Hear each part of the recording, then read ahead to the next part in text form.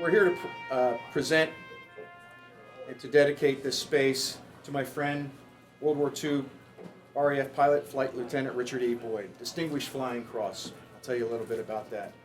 Richard joins us today on his birthday, as I mentioned, his 97th. And if you give me a couple minutes, I want to tell you a little bit about Richard. Richard joined the RAF in 1941, and in early 1942, he was shipped to the United States to complete his pilot training. Richard was shipped to Georgia, to Cochrane Army Airfield, and successfully completed and earned his coveted RAF wings. He was awaiting orders for his return to England, and he was asked at that time by the United States to help out. They needed pilots, they needed instructors, because at that time we had entered the war. So Richard volunteered, or was volunteered, as we say in the military, to become an instructor for the United States Army Air Force, at which time he was transferred to Texas. Richard spent time in Ellington Field outside of Houston. He was one of the few to earn both Royal Air Force pilots and U.S. Army Air Force pilots. And at this time, our research shows there's only 577 total airmen out of tens of thousands who actually earned that distinguished honor. In late 1943, Richard returned to England to fly for Bomber Command and successfully completed 33 combat missions, mostly flying the 4-engine Avro Lancaster.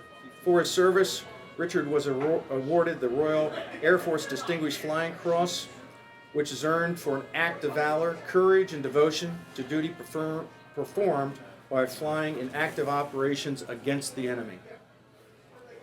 The naming of this lovely pub this lounge actually represents our gratitude to all who served bravely as World War II pilots.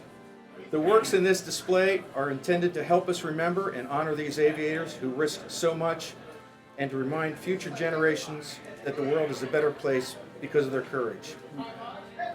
Let us remember that the freedom we cherish every day is due to the sacrifice of men and women who fought and sometimes died so we could be free.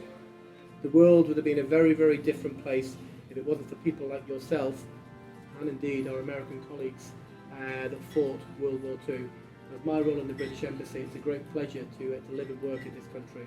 I work very closely with the military, and I think you've laid the foundation for what is a fantastic special relationship with the United States, and I absolutely thank you for your service to the nation.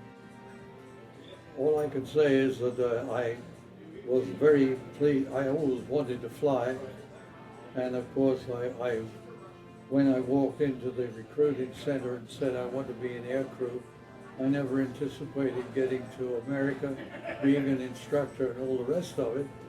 I was assigned to Operational Training Unit. Shortly after arriving at the base, there was a parade, an assembly of about 70 different aircrew. And after being greeted by the commanding officer, he then turned to the 10 pilots present and he said, "Choose your crew." A massive sea of faces. 2 young men came out of the crowd, approached me, and one, Jack Burns, said, "Sir, I want to be your mid-upper gunner, and my friend here wants to be your tail gunner." I said, "Why?"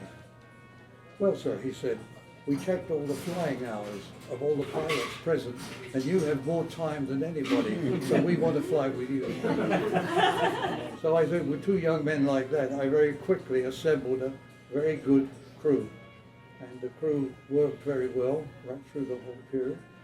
And as I said, we did some 33 missions together. From the serious part of it to the silly part of it, and I'm pleased to say I enjoyed every minute of it. Thank you. Yeah. And thank you very much for this fine 97th birthday, totally unexpected. I have to thank this my fella here, and I'm overwhelmed. Thank you very much for this. Thank you.